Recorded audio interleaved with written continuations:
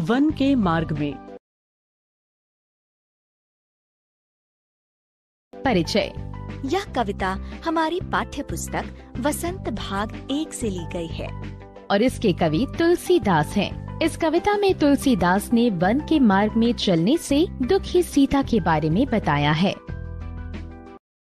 कविता। पुरते निकसी रघुबीर बधु, धरि धीर दय मग में डाग द्वय, झलकी भरी भाल कनी जल की, पुट सूखी गए मधुरा धरवय। फिर बूझती हैं चलनो अब केतिक, पर न कुटी करे हो कित वय। तिये की लखी आतुरता पिए की, आँखियाँ अति चारू चली जल च्वय। जल को गए लखन हैं लरिका, पर खो पिए छाह घरी कहवय ठाड़े। पोछी पसेउ बयारी करऊं, अरु पाए पखारे हूँ भू भूरि डाढ़े। तुलसी रघुबीर प्रियाश्रम जाने गए, बैठी बिलम्ब लो कंटक काढ़े। जानकी नाह को नेह लखयौ, पुल को तनु बारि बिलोचन बाढ़े।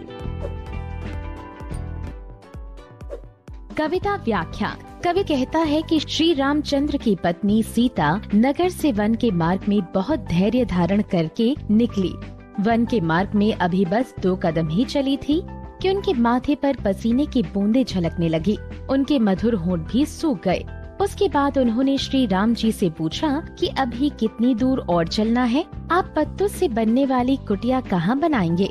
सीता की ऐसी व्याकुलता देखकर श्री राम की सुंदर आंखों से आंसू बहने लगते हैं। श्री राम से कहती है कि जल लाने गए लक्ष्मण तो बालक ही हैं, उन्हें समय लग जाएगा। आप छाया में कुछ देर खड़े होकर उनकी प्रतीक्षा कर लीजिए। मैं आपके पसीने को पोंछकर हवा कर देती हूँ।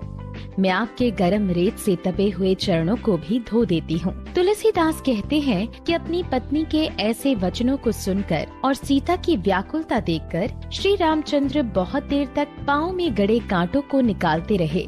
राम के हृदय में अपने प्रति प्रेम को देखकर सीता कश्मीर पुलकित हो उठा और उसकी आंखों से आंसू रूपी जल बहने लगे।